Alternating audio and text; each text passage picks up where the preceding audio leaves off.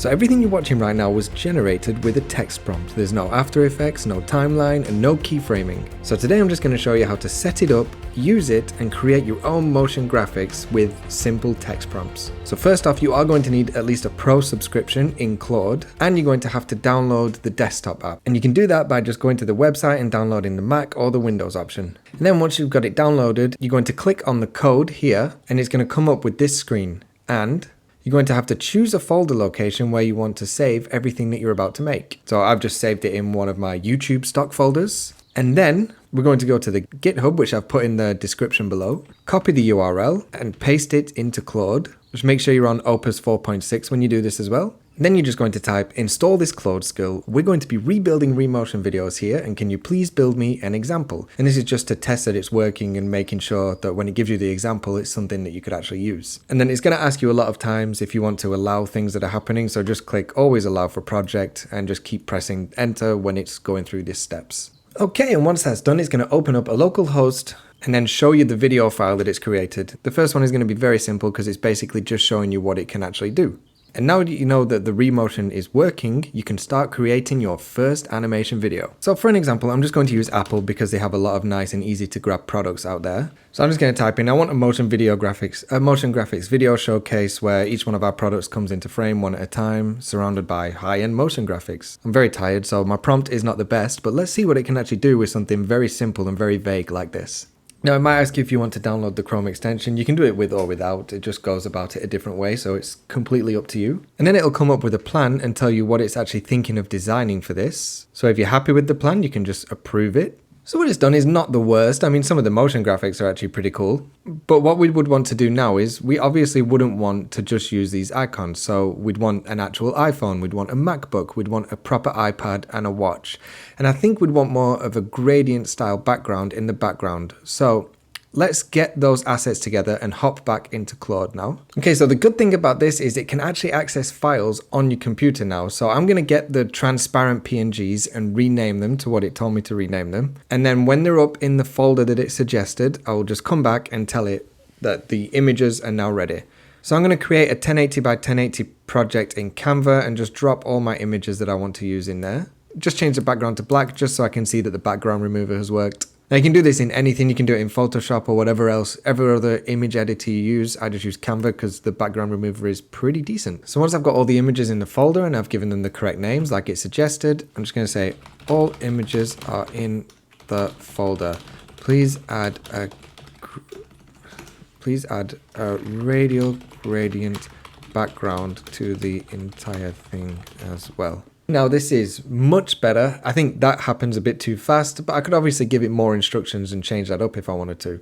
But for the purpose of this video, I'm just going to move along now because I think that is a really good example of something you could do. And then to render it, you just come over here to render, choose what codec you wanted, and there you go, it's rendered you a HD motion graphic that you can bring into Davinci Resolve and then add all of your sound effects, your music, and whatever you wanted just to make this better.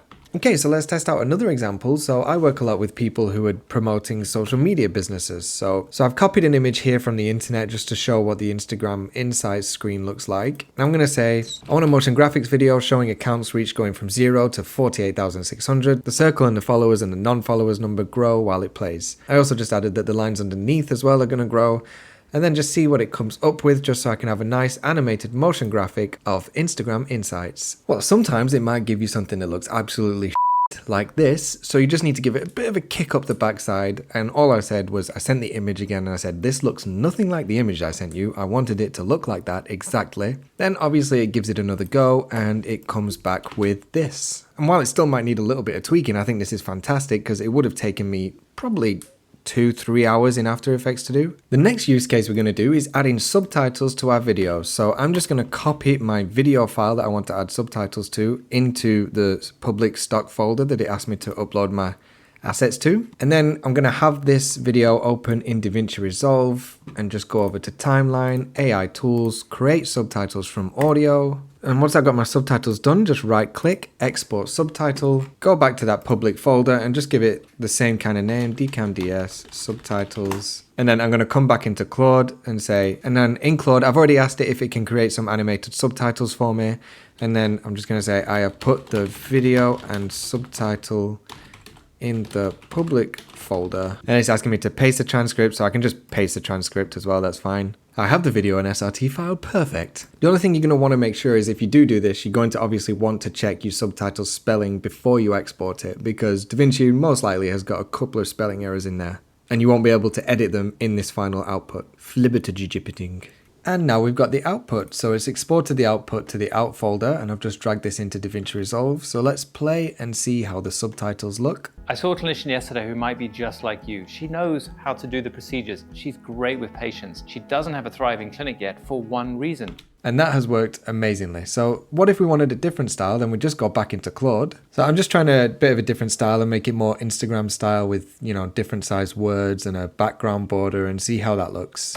I saw a clinician yesterday who might be just like you. She knows how to do the procedures. She's great with patients. She doesn't have a thriving clinic yet for one reason. So it came back with a really interesting idea. Obviously, I'd want to move the subtitles down, so I'd tell it that. And I think it happens a little bit too harshly, but this is genuinely amazing because whatever you can think of, you can prompt it and it will come up with new subtitle ideas for you to be unique and not copying Alex Hormozi every single time. Okay, so another one, we've already shown that you can do it with the Apple products, but what about something that's more of an app or courses and things like that? Well, we've got the Sweat Factor website here, so I'm just going to paste this in and say, make a promo for the sweatfactor.com website. Use the photos and videos that they have, their logo, horizontal, same brand font and colors.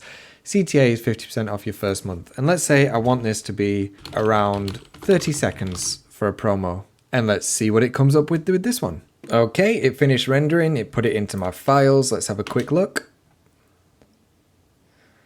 So it managed to take the video, it's copied the text from the website, it's added in the photos of all the different styles of training, put in the trainers, it's highlighted them all, it's moving around. I mean, this is a pretty damn good job.